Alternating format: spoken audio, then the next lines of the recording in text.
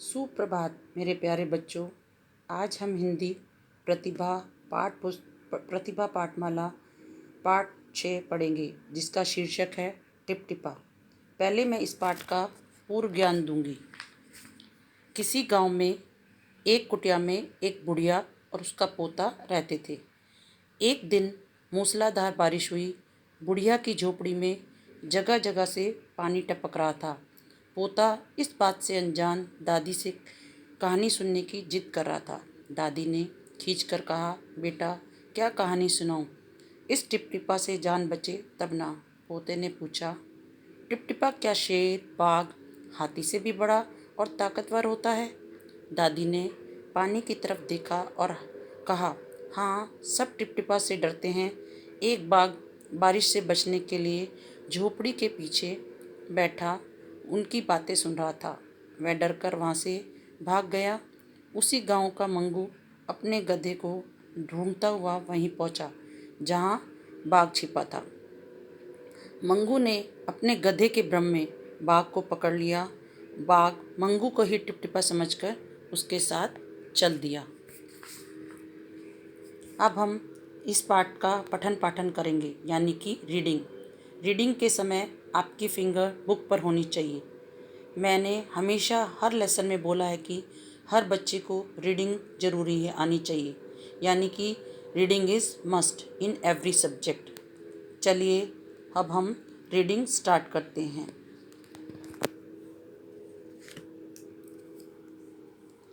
एक गांव की छोटी सी कुटिया में एक बुढ़िया रहती थी। उसके पास कहानियों का पिटारा था। उसका एक पोता था। पोता रोज रात में सोने से पहले दादी से कहानी सुनता। दादी उसे तरह तरह की कहानियाँ सुनाती। बुढ़िया की कुटिया छोटी तो थी ही, उसकी छत भी कमज़ोर थी। उसमें कई छोटे छोटे छेद थे। पोता रोज रात को उन छेदों से आसमान पर चमकते हुए तारे देखता था। एक दिन मूसलाधार बारिश हुई। मूसलाधार यानी कि बिना रुके बारिश हुई। बुढ़िया की झोपड़ी में पानी जगह जगह से टपक रहा था। Tip tip tip tip. इस बात से अनजान पोता दादी की गोद में लेटा कहानी सुनने के लिए मचल रहा था। बुढ़िया खींचकर बोली, अरे बेटा क्या कहानी सुनाऊं? इस टिपटिपा से जान बचे तब ना। पोता उठकर बैठ गया। उसने पूछा, दादी ये टिपटिपा कौन है? टिपटिपा क्या शेर, बाघ, हाथी से भी बड़ा और ताकतवर होता है? दादी छत से टपकते हुए पानी की तरफ देखकर बोली, हाँ बेटा, टिपटिपा ना शेर से डरता है ना बाघ से। कोई किसी से डरे ना डरे, पर टिपटिपा से ज़रूर डरे। Come to next page. संयोग से मुसीबत का मारा एक बाघ बारिश से बचने के लिए बुढ़िया की झोपड़ी के पीछे बैठा था। बेचारा बाघ बारिश से घबराया हुआ था। बुढ़िया की बात सुनते ही वह और डर गया। उसने सोचा, यह टिपटिपा जरूर कोई बड़ा जानवर है, तभी तो बुढ़िया शेर, बाघ और हाथी से अधिक टिपटिपा से डरती है। इससे पहले कि बाहर आकर वह मुझ पर हमला करे, मुझे ही यहाँ से भाग जाना चाहिए। बाघ ने ऐसा सोचा और झटपट वहाँ से दुम दबाकर भाग गया। उसी गांव में मंगू नाम का एक आदमी रहता था। सुबह उसका गधा कहीं भाग गया। मंगू उसे ढूंढता हुआ सारा दिन बारिश में भीगता रहा, लेकिन गधा कहीं नहीं मिला। मंगू की पत्नी बोली, जाकर गांव के मुखिया से क्यों नहीं पूछते? सबके हाल की उन्हें खबर रहती है। वे जरूर बता देंगे कि हमारा गधा कहाँ है।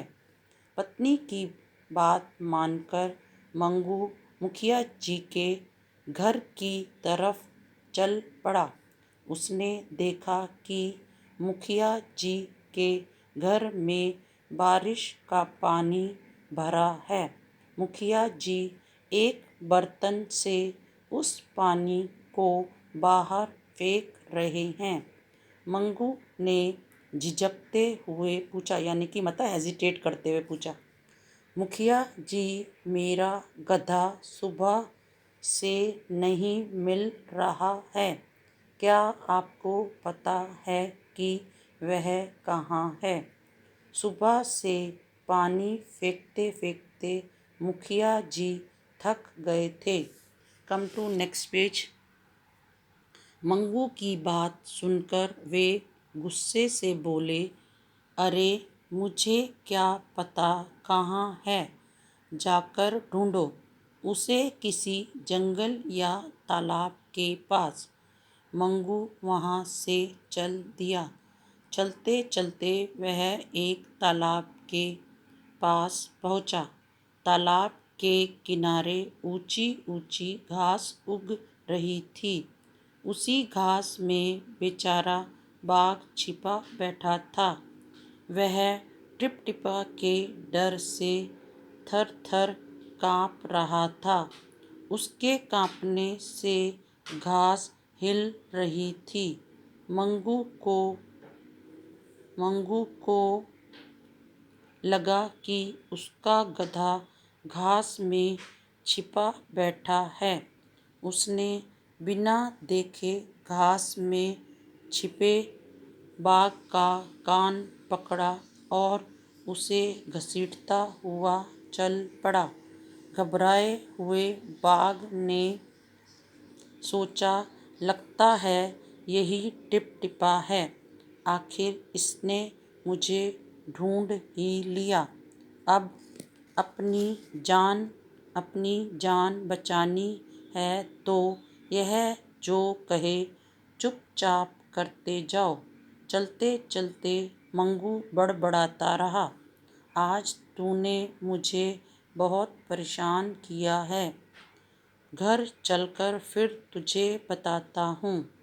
भीगी बिल्ली बना बाघ चुपचाप मंगू के पीछे पीछे चल दिया।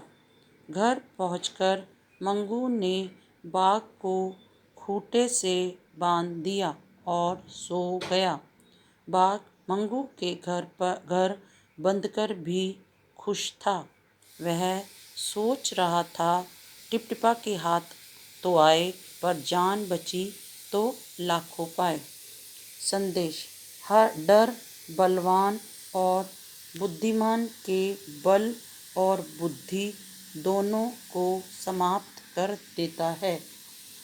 अब मैं इस लेसन को समझाऊंगी। सभी बच्चे ध्यान से सुनेंगे। जो बच्चे कक्षा में हर बात को ध्यान से सुनते हैं वही बच्चे आगे बढ़ते हैं।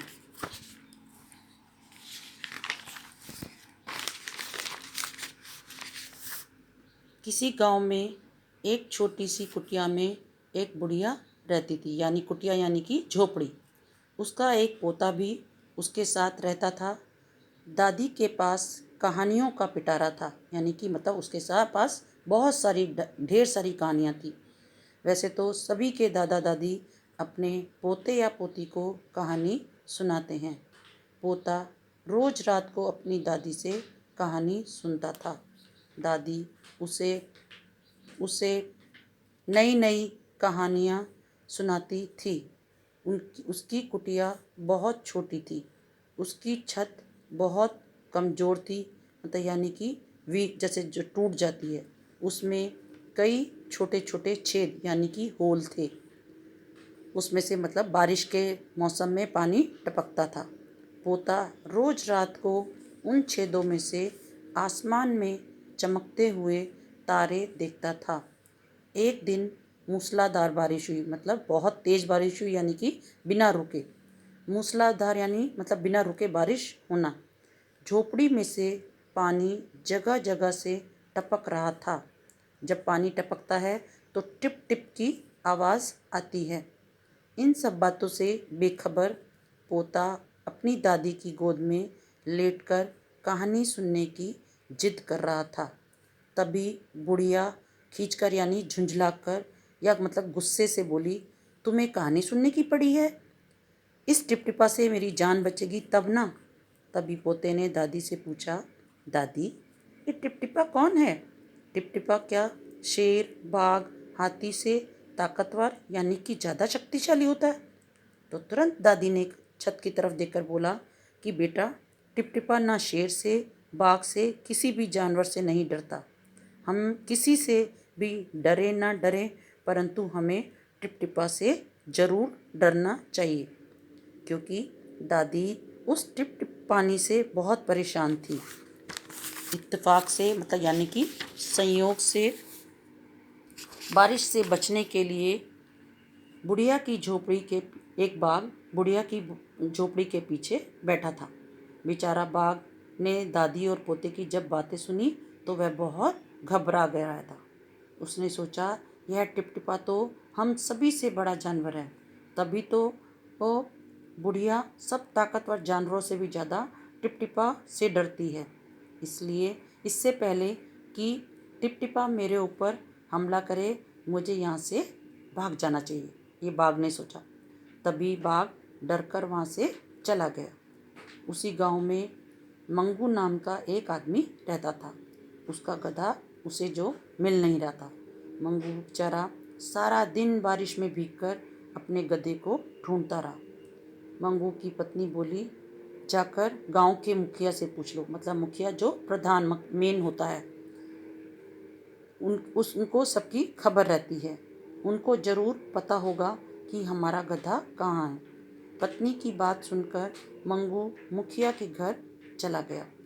वहाँ उसने देखा कि मुखिया जी के घर में बारिश का पानी भर गया है और मुखिया जी बारिश का पानी बाहर निकाल रहे हैं। तभी मंगू ने झिझकते हुए मतलब हेजिटेट करते हुए पूछा कि मुखिया जी आपने मेरे गधे को कहीं देखा है?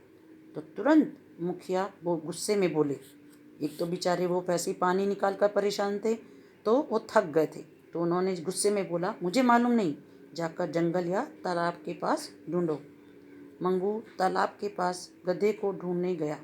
वहाँ उसने देखा कि तालाब के किनारे